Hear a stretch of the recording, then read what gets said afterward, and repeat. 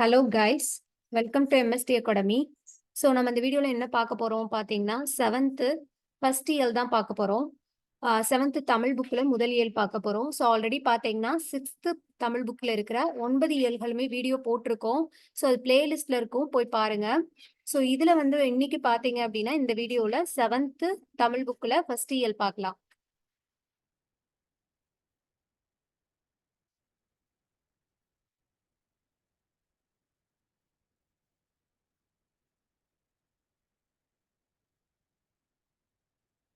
So நமக்கு first செயல் பகுதியில் என்ன கொடுத்துருக்காங்கன்னா, எங்கள் தமிழ் அப்படின்ற கவிதை தான் கொடுத்துருக்காங்க. ஸோ எங்கள் தமிழ் எழுதுனது யாரு அப்படின்னு பார்த்தீங்கன்னா, நாமக்கல் கவிஞர் வே ராமலிங்கனார் தான் எழுதியிருக்காரு. ஸோ எங்கள் தமிழ் கவிதை எழுதுனது யாரு அப்படின்னா வே ராமலிங்கனார். இவர் வந்து நாமக்கல் கவிஞர் அப்படின்னு சொல்லுவோம். நாமக்கல் கவிஞர் வே ராமலிங்கனார். ஸோ இவர் வந்து இந்த பாடல்ல என்ன வரும்னு பார்த்தீங்கன்னா, அருள்நெறி அறிவை தரலாகும் அதுவே தமிழனின் குரலாகும் பொருள் பெற யாரையும் புகழாது போற்றாதாரையும் இகழாது அப்படின்ற மாதிரி வரும். அதாவது அருள்நெறி அறிவை தரலாகும் அதுவே தமிழனின் குரலாகும் அப்படின்னு நினைச்சுன்னா அது நாமக்கல் கவிஞர் எழுதினது. சோ ஊக்கி விடும் அப்படின்னு அர்த்தம்னா ஊக்கப்படுத்தும் அப்படின்னு அர்த்தம். விரதம்னா நோன்பு. குறி அப்படின்னா குறிக்கோள் அப்படின்னு சொல்லுவோம். பொழிகிற அப்படின்னா தருகின்ற அப்படின்னு சொல்றோம். பொழிகிறனா தருகின்ற. சோ இந்த பாடலோட ஆசிரியர் யாருன்னா நாமக்கல் கவிஞர் தான். இவர் வந்து பாத்தீங்கன்னா தமிழ் அறிஞர், கவிஞர், விடுதலை போராட்ட வீரர் என பன்முகத்தன்மை கொண்டவர். இவர் வந்து விடுதலை போராட்ட வீரராகவும் இருந்திருக்காரு. சோ காந்தியடிகளின் கொள்கைகளால ஈர்க்கப்பட்டு காந்தியத்தை பின்பற்றியதுனால இவர் வந்து காந்திய கவிஞர் அப்படின்னு சொல்றோம். நாமக்கல் கவிஞரை தான் வந்து காந்திய கவிஞர் அப்படின்னு சொல்லுவோம். தமிழகத்தின் முதல் அரசவை கவிஞராக விளங்கியுள்ளார் அப்படின்னு சொல்றாங்க. டிஎன்பிஎஸ்சியில் இந்த கொஸ்டின் வந்து கேட்டிருக்காங்க ஆல்ரெடி. தமிழகத்தின் முதல் அரசவை கவிஞர் யார் அப்படின்னா நாமக்கல் கவிஞர் தான். சோ இவர் இயற்றிய நூல்கள் என்னெல்லாம் இருக்கு அப்படின்னு பார்த்தோம்னா, மலைக்கள்ளன், நாமக்கல் கவிஞர் பாடல்கள், என் கதை, சங்கொலி உள்ளிட்ட பல நூல்கள் எழுதியிருக்காரு. மலைக்கள்ளன், நாமக்கல் கவிஞர் பாடல்கள், என் கதை, சங்கொலி இதெல்லாமே இவர் இயற்றிய நூல்கள் தான். சோ நாமக்கல் கவிஞர் பாடல்கள் அப்படின்ற நூல்ல இருந்து தான் நமக்கு வந்து ஒரு பாடல் கொடுத்திருக்காங்க. சோ அதே மாதிரி பாத்தீங்கன்னா, கத்தியின்றி ரத்தமின்றி யுத்தம் ஒன்று வருகுது சத்தியத்தின் நித்தியத்தை நம்மும் யாரும் சேருவீர் கண்டதில்லை கேட்டதில்லை சண்டையிந்த மாதிரி பண்டு செய்த புண்ணியந்தான் பழித்ததே நாம் பார்த்திட. சோ கத்தியின்றி ரத்தமின்றி யுத்தம் ஒன்று வருகுது இந்த பாடல் எழுதுனது யாரு அப்படின்னு பாத்தீங்கன்னா நாமக்கல் கவிஞர் வே ராமலிங்கனார் தான். நாமக்கல் கவிஞரோட பாடல் தான் கத்தியின்றி ரத்தமின்றின்ற பாடலும். சோ அடுத்து பாத்தீங்கன்னா புக் பேக் பார்க்கலாம். நெறி அப்படின்னா என்னன்னா வழி அப்படின்னு அர்த்தம். நெறினா வழி. குரல் ஆகும் அப்படின்றத பிரிச்சு எழுத கிடைப்பது பாத்தீங்கன்னா குரல் பிளஸ் ஆகும் அப்படின்னு சொல்லுவோம். இதுக்கு வந்து ஆவணாதான் ஆன்சர். வான் பிளஸ் ஒளி என்பதை சேர்த்து எழுத கிடைப்பது பாத்தீங்கன்னா வானொலி. இதுக்கும் வந்து ஆவணாதான் ஆன்சர்.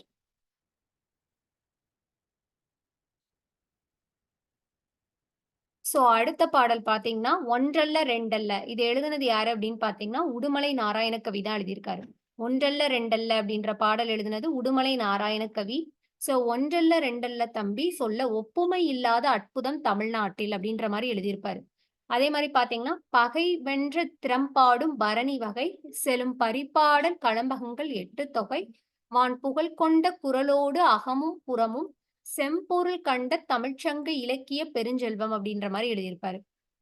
முல்லைக்கு தேர் கொடுத்தான் வேல்பாரி வான் முகிலினும் புகழ் படைத்த உபகாரி கவி சொல்லுக்கு தலை கொடுத்தான் அருண்மீறி இந்த வள்ளலாம் குமணன் போல் வாழ்ந்தவர் வரலாறு அப்படின்ற மாதிரி வரும்.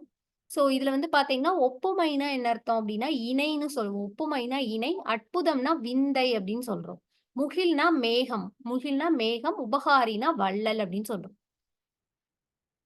சோ இந்த பாடல்ல பாத்தீங்கன்னா தமிழ்நாட்டோட பெருமைகளை கூறினால் ஒன்றல்ல ரெண்டல்ல பல இருக்கு அப்படின்ற மாதிரி சொல்லியிருப்பாங்க. பகைவரை வென்றதை பாடுவது வந்து எதுனா பரணி இலக்கியம். சோ பகைவரை வென்றதை பாடுவதுதான் பரணி இலக்கியம். இசைப்பாடல் அப்படின்றது எதுனா பரிபாடல் அப்படின்னு சொல்றாங்க. அதோடு களம்பக நூல்களும் 8 தொகையும் வான்புகழ் கொண்ட திருக்குறளும் அகம் புறம் ஆகியவற்றை மெய்ப்பொருளாக கொண்டு பாடப்பட்ட சங்க இலக்கியங்களும் என தமிழோட இலக்கிய வளங்கள் வந்து ஒன்றல்ல ரெண்டல்ல பலவாகும் அப்படின்னு சொல்றாங்க. முல்லைக்கு தேர் தந்து மலை மேகத்தை விட புகழ் பெற்றவன் யாருன்னா வள்ளல் வேல்பாரி. புலவரோட சொல்லுக்காக தன் தலையே தர துணிந்தவன் தான் குமணவள்ளல். சோ இது போல புகழ்பெற்ற வள்ளல்கள் வாழ்ந்ததுதான் வரலாறு ஒன்றல்ல ரெண்டல்ல பலவாகும் அப்படின்னு பாடியிருக்காரு. சோ இவர் வந்து பார்த்தீங்கன்னா, உடுமலை நாராயண கவிய பகுத்தறிவு கவிராயர் அப்படின்னு சொல்லுவோம். ஏன் அப்படின்னா, தமது பாடல்கள் மூலமாக பகுத்தறிவு கருத்துக்களை பரப்புனதுனால, இவர வந்து பகுத்தறிவு கவிராயர் அப்படின்னு சொல்லுவோம். இவர் வந்து தமிழ் திரைப்பட பாடலாசிரியராகவும், நாடக எழுத்தாளராகவும் வந்து இருந்திருக்காரு. அப்புறம் வந்து நாட்டுப்புற இசையின் எளிமையை கையாண்டு கவிதைகள் எழுதியவர் அப்படின்னு சொல்றோம். நாட்டுப்புற இசையோட எளிமையை கையாண்டு கவிதைகள் எழுதியவர். சோ உடுமலை நாராயண கவியோட சிறப்பு பெயர் பார்த்தீங்கன்னா, பகுத்தறிவு கவிராயர் அப்படின்னு சொல்லுவோம். சோ புக் பேக் பார்ப்போம். பகைவரை வெற்றி கொண்டவரை பாடும் இலக்கியம் எது அப்படின்னு பார்த்தீங்கன்னா, பரணி அப்படின்னு சொல்றோம். வானில் முகில் கூட்டம் திரண்டால் மழை பொழியும். முகில்னா என்னன்னா மேகம் அப்படின்னு சொல்றோம். 2 அல்ல அப்படின்றத பிரித்தெழுத கிடைப்பது வந்து 2 பிளஸ் அல்ல அப்படின்னு சொல்றோம். இஎன்ஆ தான் வந்து ஆன்சர். தந்து உதவும் அப்படின்னா, தந்து பிளஸ் உதவும் அப்படின்னு சொல்லுவோம். ஆனா தான் இதுக்கான ஆன்சர். ஒப்புமை பிளஸ் இல்லாத என்பதை சேர்த்து எழுத கிடைப்பது வந்து ஒப்புமை இல்லாத அப்படின்னு சொல்றோம். இதுக்கு வந்து பார்த்தீங்கன்னா, ஈனா தான் ஆன்சர். சோ அடுத்து உரைநடையில பார்த்தீங்கன்னா, பேச்சு மொழியும், எழுத்து மொழியும் குடுத்திருக்காங்க. சோ தமிழ் பார்த்தீங்கன்னா, பேச்சு மொழி, எழுத்து மொழி என்னும் இரு கூறுகளைக் கொண்டது அப்படின்னு சொல்றாங்க. சோ தமிழ்ல பார்த்தீங்கன்னா, தமிழ் மொழியானது இரு கூறுகளைக் கொண்டது. அதுதான் பேச்சு மொழி, எழுத்து மொழி அப்படின்னு சொல்றோம். சோ தமது எண்ணங்களையும், உணர்ச்சிகளையும் பிறருக்கு வெளிப்படுத்துவதற்காக மனிதனால் உருவாக்கப்பட்டது தான் என்னன்னா, மொழி அப்படின்னு நம்ம சொல்றோம். சோ தொடக்க காலத்துல பார்த்தீங்கன்னா, மனிதர்கள் வந்து தனித்தனி குழுக்களாக வாழ்ந்து வந்தனர். அவர்கள் தங்களுக்குள் வந்து தனித்தனியான ஒலிக் குறியீடுகள், அதாவது ஒலிக் குறியீடுகளை உருவாக்கிக் கொண்டனர். அதுதான் பின்னாடி வந்து மொழிகள் தோன்றியதுக்கு காரணமா இருந்தது அப்படின்ற மாரி குடுத்திருக்காங்க. அப்புறம் வந்து வாயினால் பேசப்பட்டு பிறரால் கேட்டு உணரப்படுவது தான் என்னன்னா பேச்சு மொழி அப்படின்றது. பேசுவதும், கேட்பதும் தான் மொழியோட முதல் நிலை அப்படின்னு சொல்றாங்க. சோ பேசுவதும், கேட்பதும் தான் மொழியின் முதல் நிலை அப்படின்னு சொல்றோம். கண்ணால் கண்டு உணருமாறு வரி வடிவமாக எழுதப்பட்டு படிக்கப்படுவது வந்து எழுத்து மொழி அப்படின்னு நம்ம சொல்றோம். சோ அப்ப எழுதப்படுவதும், படிக்கப்படுவதும் என்ன அப்படின்னா, மொழியின் 2ஆம் நிலை அப்படின்னு சொல்றாங்க. சோ இதுல வந்து பாத்தீங்கன்னா, ஒலி வடிவில் அமையும் பேச்சு மொழியானது உடனடி பயன்பாட்டிற்குரியது. அதுவே வரி வடிவில் எழுதப்படும் எழுத்து மொழியானது நீண்ட கால பயன்பாட்டிற்குரியது அப்படின்னு சொல்றோம். சோ நீண்ட கால பயன்பாட்டிற்குரியது எது அப்படின்னு பாத்தீங்கன்னா, எழுத்து மொழி தான். உடனடி பயன்பாட்டிற்குரியது வந்து எது அப்படின்னா, பேச்சு மொழி. சோ பேச்சு மொழி அப்படின்னு எடுத்துட்டோம்னா, மொழியின் உயிர் நாடியாக விளங்குவது எதுனா, உயிர் நாடி அப்படின்றதே பேச்சு மொழி தான். சோ அதுவே வந்து பேசப்படும் சூழலை பொறுத்து பேச்சு மொழியோட பொருளும் வேறுபடும் அப்படின்னு சொல்றாங்க. எடுத்துக்காட்டா பார்த்தோம்னா, குழந்தையை நல்லா கவனிங்க அப்படின்றதுல, கவனி அப்படின்ற சொல் வந்து பேணுதல் அப்படின்ற பொருளை தருகிறது. இதுவே நில் கவனி செல் அப்படின்றதுல, கவனித்து செல் அப்படின்றது வந்து பாதுகாப்பு பொருளை தருகிறது அப்படின்னு சொல்றாங்க. சோ அதே மாரி ஒலிப்பதில் உள்ள அந்த ஏற்ற இறக்கம் கூட பொருள் வேறுபாட்டை தரும் அப்படின்றாங்க. என்னால் போக முடியாது அப்படின்னு நம்ம வந்து ஓங்கி சொன்னோம் அப்படின்னா, அது வந்து மறுப்பை உணர்த்துகிறது. மறுப்பு பொருள்ல வந்து வருது. என்னால் போக முடியாது அப்படின்ற மாரி மென்மையா சொல்றப்ப, அது வந்து இயலாமையை குறிக்கிறது அப்படின்ற மாரி சொல்லியிருப்பாங்க. சோ அதாவது ஒரு சொல்லை ஒலிப்பதில் ஏற்படும் அந்த ஏற்ற இறக்கத்தால் கூட பொருள் வேறுபடும் அப்படின்றத வந்து நன்னுள்ள பவணந்தி முனிவர் எப்படி சொல்லியிருப்பார்னா, "எடுத்தல், படுத்தல், நலிதல் உழப்பில் திரிபும் தத்தமிழ் சிறிது உளவாகும்" அப்படின்ற மாரி சொல்லியிருப்பார். "எடுத்தல், படுத்தல், நலிதல் உழப்பில் திரிபும் தத்தமிழ் சிறிது உளவாகும்" அப்படின்னு சொல்லிட்டு நன்னூல்ல வந்து பவணந்தி முனிவர் சொல்லியிருக்காரு. சோ அதே மாரி பேசப்படுவதும், கேட்கப்படுவதுமே உண்மையான மொழி. எழுதப்படுவதும், படிக்கப்படுவதும் அடுத்த நிலையில் வைத்து கருதப்படும் மொழியாகும். இவையே அன்றி வேறு வகை மொழிநிலைகளும் உண்டு. எண்ணப்படுவது, நினைக்கப்படுவது, கனவு காணப்படுவது ஆகியவையும் மொழியே ஆகும். இந்த இது சொன்னது யாரு அப்படின்னு பார்த்தீங்கன்னா, மூவா அவர்கள் தான் சொல்லியிருக்காங்க. ஸோ பேசப்படுவதும், கேட்கப்படுவதும் வந்து உண்மையான மொழி. எழுதப்படுவதும், படிக்கப்படுவதும் அடுத்த நிலையில் வைத்து கருதப்படும் மொழியாகும். இவையே அன்றி வேறு வகை மொழி நிலைகளும் உண்டு. எண்ணப்படுவது, நினைக்கப்படுவது, கனவு காணப்படுவது இவையும் வந்து மொழியே ஆகும் அப்படின்ற மாரி வரதராசனார் தான் சொல்லியிருப்பாங்க. ஸோ அதுக்கப்புறம் வட்டார மொழி அப்படின்றது வந்து பார்த்தீங்கன்னா, இடத்துக்கு இடம் வந்து மாறுபடும். ஸோ இவ்வாறு மாறுபடும் ஒரே மொழியோட வெவ்வேறு வடிவங்கள். ஒரே மொழியோட வெவ்வேறு வடிவங்கள தான் நம்ம வட்டார மொழின்னு சொல்லுவோம். ஸோ வட்டார மொழிக்கு வந்து எடுத்துக்காட்டு பார்த்தீங்கன்னா, இருக்கிறது அப்படின்ற சொல்லையே சில இடத்துல இருக்கும்பாங்க, இருக்குதும்பாங்க, கீது அப்படின்னு தமிழகத்திலேயே வெவ்வேறு பகுதிகள்ல ஒவ்வொரு மாதிரி சொல்லுவாங்க. ஸோ இதுக்கு பேரு வந்து வட்டார மொழி அப்படின்னு சொல்றோம். கிளை மொழி அப்படின்னா என்ன அர்த்தம்னா, ஒரே மொழியை பேசும் மக்கள் வெவ்வேறு இடங்கள்ல வாழ்வதும் உண்டு. அவங்களோட நில அமைப்பு, இயற்கை தடைகள் அவற்றின் காரணமாக அந்த மொழியில வந்து சிறு சிறிது மாற்றங்கள் ஏற்பட்டு, அதுவே ஒரு புதிய மொழியா வந்து உருவாயிரும்.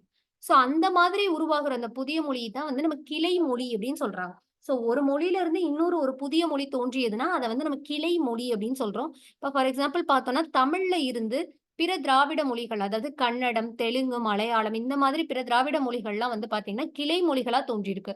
அப்ப தமிழோட கிளை மொழிகள் தான் பார்த்தோம் அப்படின்னா, கன்னடம், தெலுங்கு, மலையாளம் இதெல்லாமே வந்து தமிழ்ல இருந்து போன கிளை மொழிகள் அப்படின்னு சொல்றோம். எழுத்து மொழி அப்படின்னு பார்த்தோம் அப்படின்னு பார்த்தீங்கன்னா, பேச்சு மொழிக்கு நாம் தந்த வரி வடிவம். வரி வடிவம் தான் எழுத்து மொழி அப்படின்னு சொல்லுவோம். ஸோ எழுத்து மொழி அப்படின்றது தான் நீண்ட கால நிலை பெறுவதற்கு எழுத்து வடிவம் வந்து ஒரு மொழி வந்து நீண்ட காலம் நிலை பெறணும் அப்படின்னா, எழுத்து வடிவம்ன்றது இன்றியமையாதது அப்படின்ற மாரி சொல்லியிருப்பாங்க. ஸோ அதே மாரி பேச்சு மொழிய உலக வழக்கு அப்படின்னும், எழுத்து மொழிய வந்து இலக்கிய வழக்கு அப்படின்ற மாரியும் சொல்லியிருப்பாங்க. ஸோ பேச்சு மொழிக்கும், எழுத்து மொழிக்கும் இடையே பெரிய அளவில் வேறுபாடு இருந்துச்சு அப்டின்னா, அது இரட்டை வழக்கு அப்டின்னு சொல்றாங்க. இரட்டை வழக்கு மொழி அப்டின்னு சொல்லுவாங்க. தமிழில் பழங்காலம் முதலே பேச்சு மொழிக்கும், எழுத்து மொழிக்கும் இடையே வேறுபாடு இருந்துள்ளது. இத தொல்காப்பியர் எப்படி சொல்லியிருக்காரு அப்டின்னா, உலக வழக்கு என்றும், செய்யுள் வழக்கு என்றும் கூறியுள்ளார். உலக வழக்குன்னும், செய்யுள் வழக்குன்னும் கூறியிருக்காரு அப்டின்ற மாரி சொல்றாங்க.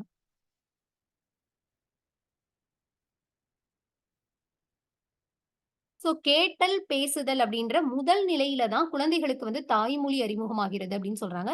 படித்தல், எழுதுதல் அப்படின்றது 2ஆம் நிலை. அதுல வந்து பிற மொழிகள் அறிமுகமாகின்றன அப்படின்னு சொல்றோம். ஸோ அப்ப கேட்டல், பேசுதல் அப்படின்ற முதல் நிலையிலேயே குழந்தைகளுக்கு வந்து தாய்மொழி அறிமுகமாகிறது. படித்தல், எழுதுதல் போன்ற 2ஆம் நிலையில் வந்து பிற மொழிகள்லாம் வந்து அறிமுகமாகின்றன அப்படின்ற மாரி சொல்லியிருக்காங்க. சோ அதுக்கப்புறம் பார்த்தீங்கன்னா, தமிழில் பேச்சு மொழிக்கும், எழுத்து மொழிக்கும் இடையே வேறுபாடு உண்டு. இதத்தான் இரட்டை வழக்கு மொழி அப்படின்னு சொல்றாங்க. சோ 2க்கும் உள்ள வேறுபாடு தான் இரட்டை வழக்கு மொழின்னு சொல்றாங்க.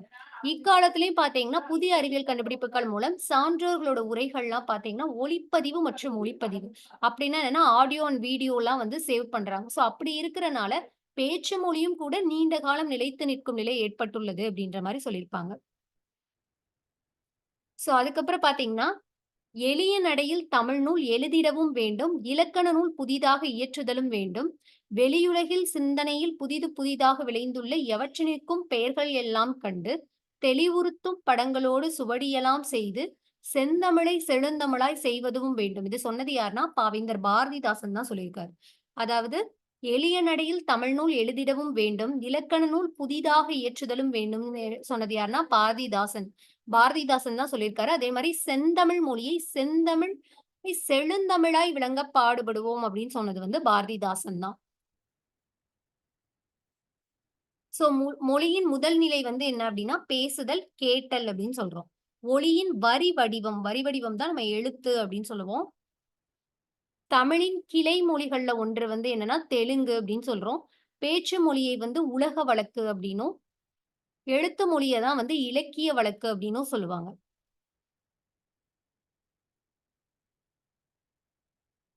சோ, அதுக்கப்புறம் பார்த்தீங்கன்னா, இந்த கதையில வந்து சொலவடைகள் மாதிரி குடுத்திருப்பாங்க. சொலவடைகள் மாதிரி யூஸ் பண்ணி, அதாவது பழமொழி மாரி யூஸ் பண்ணி, சில கதைகள்லாம் வந்து குடுத்திருக்காங்க.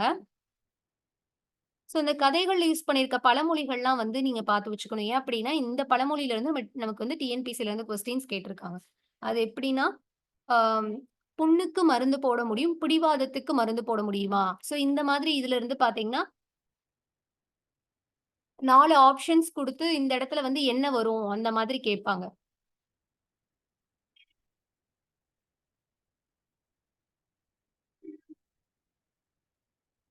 சோ கார்த்திகை மாசம் பிறையை கண்ட மாதிரி இந்த கொஸ்டின்லாம் ஆல்ரெடி வந்து டிஎன்பிஎஸ்சில கேட்டிருக்காங்க. சோ கார்த்திகை மாசம் டேஷ் கண்ட மாதிரி அப்படின்னு குடுத்து 4 ஆப்ஷன்ஸ் குடுத்திருப்பாங்க. அப்ப பிறையே அப்படின்றது அந்த பழமொழி தெரிஞ்சா தான் நம்ம வந்து போட முடியும்.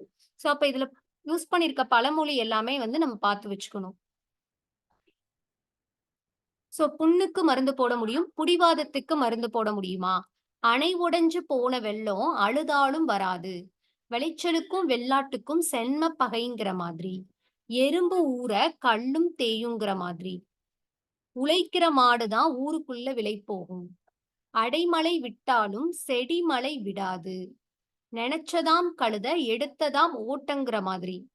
குடல் கூழுக்கு அளவுதான், கொண்ட பூவுக்கு அளவுதான். சொப்பனத்தில் கண்ட அரிசி சோத்துக்கு ஆகுமா?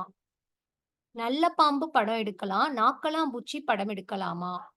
1000 களம் நெல்லுக்கு ஒரு அந்துப்பூச்சி போதும். 1000 களம் நெல்லுக்கு ஒரு அந்துப்பூச்சி போதும்.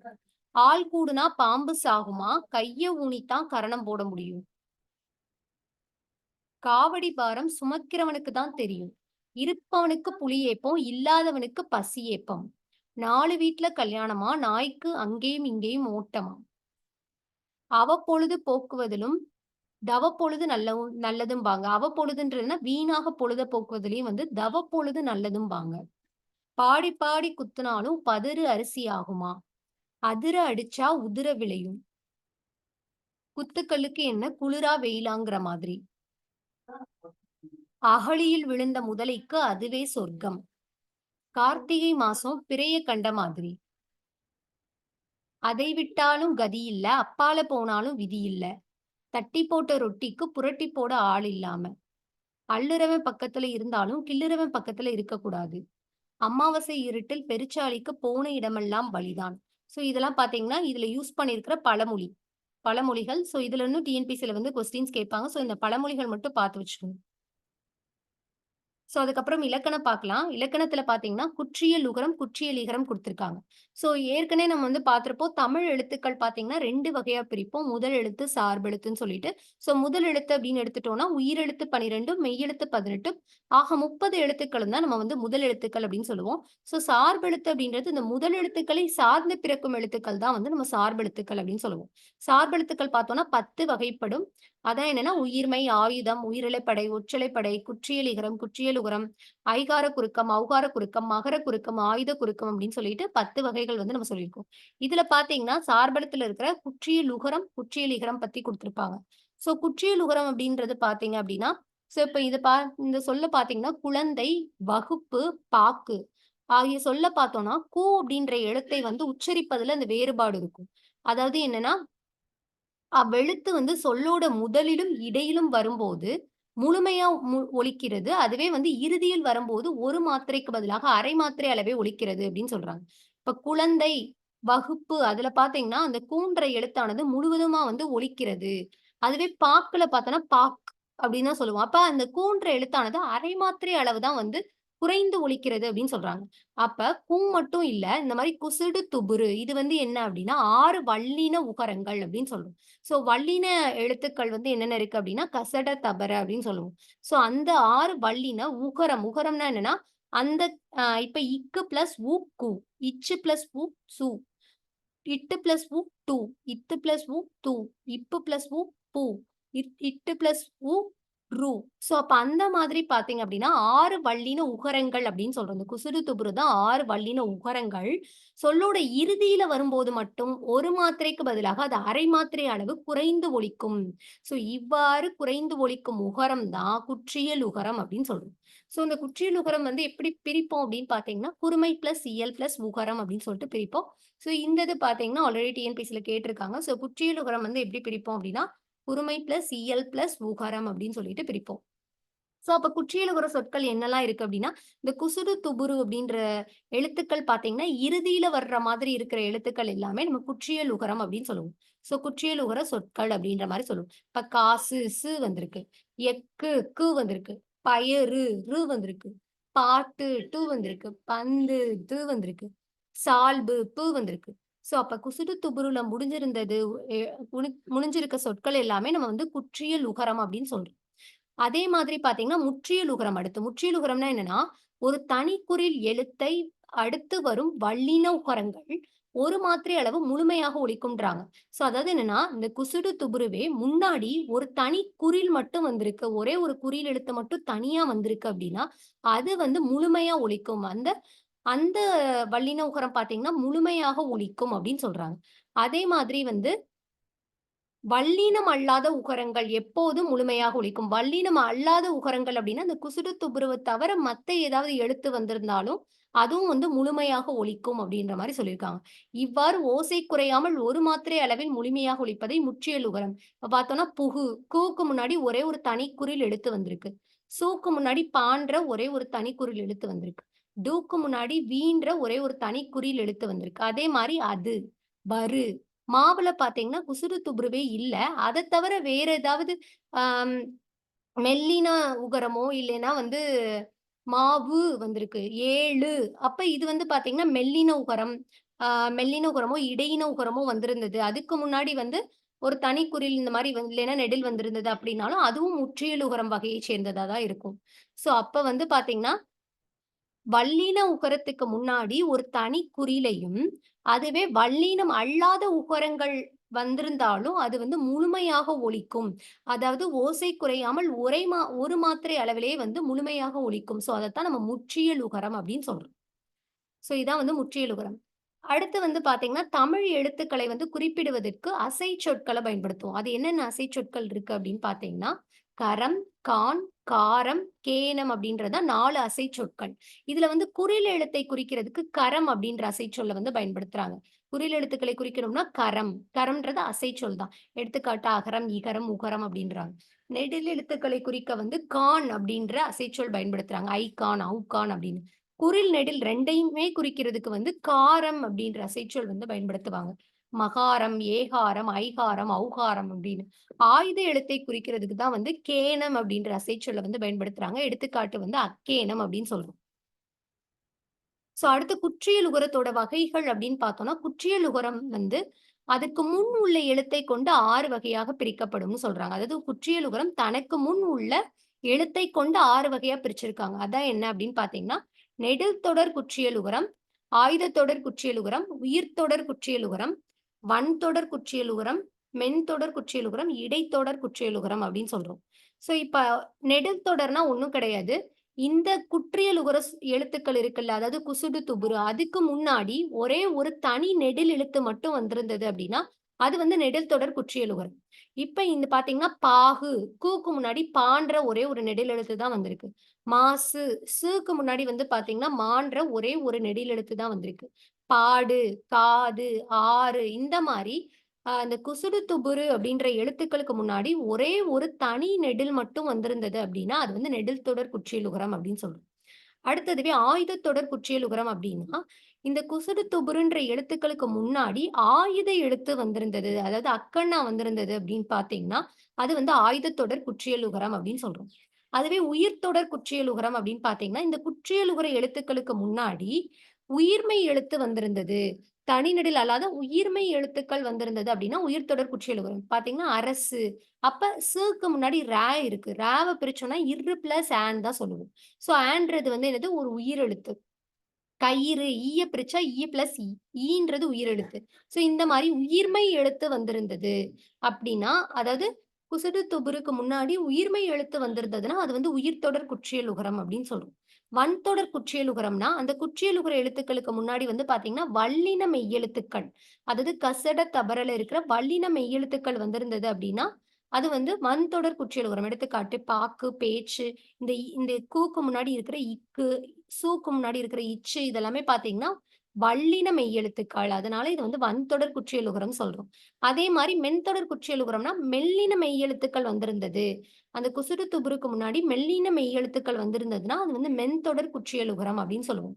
இடைத்தொடர் குற்றியலுகரம் அப்படின்றதும் வந்து அதே மாரி தான்.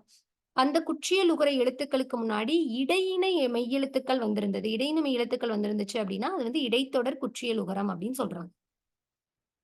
இதுக்கு சில விதிவிலக்கு இருக்கு. அது என்னன்னு பார்த்தீங்கன்னா, என்ற எழுத்தை தொடர்ந்து எந்த குற்றியலுகர சொற்களும் இல்லை அப்படின்னு சொல்றாங்க. என்ற எழுத்தை தொடர்ந்து தொடர்ந்து வரும் குற்றியலுகர சொற்கள் வந்து எதுவுமே இல்ல அப்படின்றாங்க. அதே மாரி சு, டு, ரு ஆகியவை இறுதியாக அமையும் இடைத்தொடர் குற்றியலுகர சொற்களும் இல்லை அப்படின்னு சொல்றாங்க. அதாவது சு, டு, ரு ஆகியவை இறுதியாக அமையும் இடைத்தொடர் குற்றியலுகர சொற்களும் இல்லை அப்படின்ற மாரி சொல்லியிருக்காங்க. இப்ப வந்து குற்றியல் உகரம் பார்த்தோம். அடுத்து குற்றியல் லிகரம்னா என்ன அப்படின்னு பார்த்தோம்னா, இப்ப எக்ஸாம்பிள் பார்த்தீங்கன்னா, வரகு பிளஸ் யாது. இது வந்து இந்த 2 சொற்களையும் சேர்த்து சொல்லும்போது வரகியாது அப்படின்னு நம்ம சொல்றோம். இதுல வந்து என்ன ஆகுது அப்படின்னா, முதல் சொல்லோட இறுதியில இருக்கிற அந்த கு என்னும் எழுத்து கி என ஒலிக்கிறது. அதுவும் முழுமையாக ஒரு மாத்திரை அளவில் ஒலிக்காமல், அரை மாத்திரை அளவாக குறைந்து ஒலிக்கிறது. இவ்வாறு தன்னோட மாத்திரை அளவிலிருந்து குறைந்து ஒலிக்கிற இகரம் தான் குற்றியல் இகரம் அப்படின்னு சொல்றோம். இப்ப வரகு பிளஸ் யாத சேர்த்து சொல்லும்போது வரகியாது. அப்ப வந்து கூவானது கீயாக மாறுது. அப்ப ஊவானது ஈயா மாறுது அந்த இடத்துல. அப்ப என்ன ஆகுது அப்படின்னு பார்த்தீங்கன்னா, கீன்றது முழுமையாக ஒலிக்காமல் ஒரு மாத்திரை அளவிலிருந்து அரை மாத்திரை அளவாக குறைந்து ஒலிக்கிறதுன்னு சொல்றாங்க. சோ அதத்தான் வந்து குற்றியல் இகரம். இவ்வாறு குறைந்து ஒலிக்கும் இகரம் தான் வந்து குற்றியல் இகரம் அப்படின்னு சொல்றோம். சோ குற்றியல் இகரத்த பிரிச்சோம் அப்படின்னா, குறுமை பிளஸ் இயல் பிளஸ் இகரம் அப்படின்னு சொல்றோம். குற்றியல் இகரம். சோ அப்ப குற்றியல் இகரத்துக்கு ஒரு எடுத்துக்காட்டு தான் என்னன்னா, வரகு பிளஸ் யாது, வரகி யாது அப்படின்றது. சோ இந்த குற்றியல் இகரம் பார்த்தீங்கன்னா, இந்த குற்றியல் இகரம் 2 இடங்கள்ல வரும்னு சொல்றாங்க. ஒண்ணு வந்து என்ன அப்படின்னு பார்த்தீங்கன்னா, குற்றியல் உகர சொற்களுக்கு தொடர்ந்து எகரத்தை முதல் எழுத்தாக கொண்ட சொற்கள் வரும்போது, அந்த குற்றியலுகரத்தில் உள்ள உகரமானது இகரமாக மாறும். அந்த இகரம் தான் தனக்குரிய ஒரு மாத்திரை அளவுல இருந்து குறைந்து, அரை மாத்திரை அளவாக ஒலிக்கும் சொல்றாங்க. சோ அதாவது என்ன அப்படின்னு பார்த்தீங்கன்னா, இப்ப கொக்கு பிளஸ் யாது, கொக்கி யாது.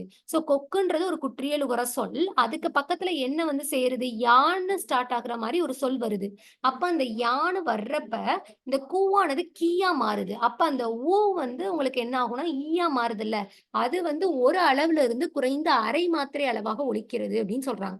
ஸோ இதே மாரி தான் வந்து கொக்கு பிளஸ் யாது கொக்கியாது, தோப்பு பிளஸ் யாது தோப்பியாது, நாடு பிளஸ் யாது நாடியாது, எனப்படுவது பிளஸ் யாது எனப்படுவது யாது. ஸோ யாது, யாது, யாது இந்த மாரி வந்துச்சுன்னா, இது வந்து குற்றியல் நிகர சொல் அப்படின்னு நம்ம சொல்றோம். ஸோ அதே மாரி பார்த்தீங்கன்னா, மியான்றது என்னன்னா, ஒரு அசைச்சொல் அப்படின்னு சொல்லுவோம். அசைச்சொல்னா, ஓசை நயத்துக்காக வருவது தான் வந்து அசைச்சொல். ஓசை நயத்துக்காக வருவது அசைச்சொல் அப்படின்னு சொல்றோம். மியான்றது அசைச்சொல். இந்த மீன்றதுல வந்து பார்த்தீங்கன்னா, இம்மு பிளஸ் ஈன்னு பிரிக்கிறோம். இந்த இகரம் வந்து குற்றியல் இகரம் அப்படின்னு சொல்றாங்க. இதுவும் தனக்குரிய ஒரு மாத்திரை அளவிலிருந்து குறைந்து ஒலிக்கும் அப்படின்ற மாரி சொல்லியிருக்காங்க. ஸோ இதுக்கு எடுத்துக்காட்டு பார்த்தோம்னா, கேன்மியா. கேன்மியாவ பிரிச்சோம்னா, கேள் பிளஸ் மியா அப்படின்னு வருது. சென்மியாவ பிரிச்சோம் அப்படின்னா, செல் பிளஸ் மியா அப்படின்னு சொல்லி வருது. ஸோ அப்ப கேள் பிளஸ் மியா, கேன்மியா, செல் பிளஸ் மியா, சென்மியா. இதுவும் பார்த்தீங்கன்னா, குற்றியல் இகர சொற்களுக்கு எக்ஸாம்பிள் தான். ஸோ எப்பயுமே பார்த்தீங்கன்னா, குற்றியல் இகரம்ன்றது தற்போது உரைநடை வழக்கில் இல்லை. இலக்கிய வழக்கில் மட்டும் தான் வந்து இருக்கு அப்படின்னு சொல்றாங்க. குற்றியல் இகரம்ன்றது எதுல இல்ல? உரைநடை வழக்கில் இல்லை. இலக்கியங்களில் மட்டுமே வந்து உள்ளது அப்படின்ற மாரி சொல்லியிருக்காங்க. ஸோ அப்ப குற்றியல் இகரத்துக்கான எடுத்துக்காட்டு பார்த்தீங்கன்னா, வரகு யாது, வரகு பிளஸ் யாது வரகியாது, கொக்கு பிளஸ் யாது கொக்கியாது, அப்புறம் வந்து மியா அதாவது கேள் பிளஸ் மியா கேன்மியா, செல் பிளஸ் மியா சென்மியா இது எல்லாமே குற்றியல் லிகரம் அப்படின்னு சொல்றோம்.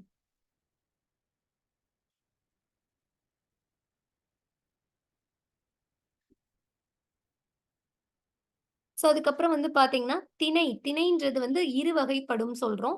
ஸோ அதான் என்னன்னு பார்த்தீங்கன்னா, உயர்திணை, அஃறிணைன்னு சொல்லுவோம். உயர்திணைனா என்னன்னா, 6 அறிவுடைய மனிதர்களை தான் வந்து உயர்திணை அப்படின்னு சொல்லுவோம். அஃறிணை அப்படின்றது வந்து மனிதர்களை தவிர இருக்கிற உயிரற்ற பொருட்கள், அதுக்கப்புறம் பறவைகள், விலங்கினங்கள், தாவரங்கள் இதெல்லாமே வந்து அஃறிணை அப்படின்னு சொல்லுவோம்.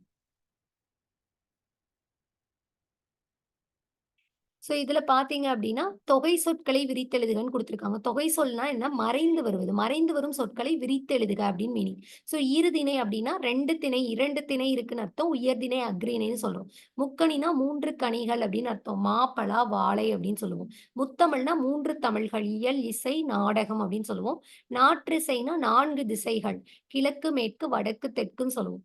ஐவகை நிலம்னா 5 வகையான நிலங்கள் இருக்கு. குறிஞ்சி, முல்லை, மருதம், நெய்தல், பாலைன்னு சொல்றோம். அறுசுவைனா 6 வகையான சுவைகள் இருக்கு. அதான் என்ன அப்டின்னா, இனிப்பு, புளிப்பு, கசப்பு, கார்ப்பு, துவர்ப்பு, உவர்ப்பு அப்டின்னு சொல்லிட்டு 6 வகையான சுவைகள் வந்து தமிழ்ல இருக்கு.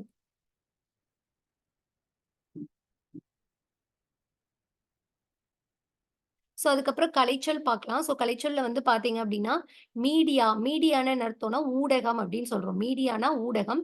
லிங்குவிஸ்டிக்ஸ் அப்டின்னா மொழியியல் அப்டின்னு சொல்லுவோம். லிங்குவிஸ்டிக்ஸ்னா மொழியியல். ஃபோனோலஜினா என்னன்னா ஒலியியல்னு சொல்லுவோம். ஃபோனோலஜினா ஒலியியல். ஜர்னலிசம் அப்டின்னா இதழியல் அப்டின்னு சொல்றோம். மேகசின் அப்டின்னா பருவ இதழ் அப்டின்னு சொல்லுவோம். பப்பட்ரினா பொம்மலாட்டம் அப்டின்னு சொல்றோம். ஆர்த்தோகிராஃபினா எழுத்திலக்கணம் அப்டின்னு சொல்றோம். டயலாக் அப்டின்னா உரையாடல் அப்டின்னு சொல்றோம். ஸோ இதோட பார்த்தீங்க அப்டின்னா 7த்ல ஃபர்ஸ்ட் இயல் வந்து உங்களுக்கு கம்ப்ளீட் ஆயிடுச்சு. ஸோ அடுத்து வந்து அடுத்த வீடியோல பார்த்தீங்கன்னா 7த்ல இயல் 2 பார்க்கலாம்.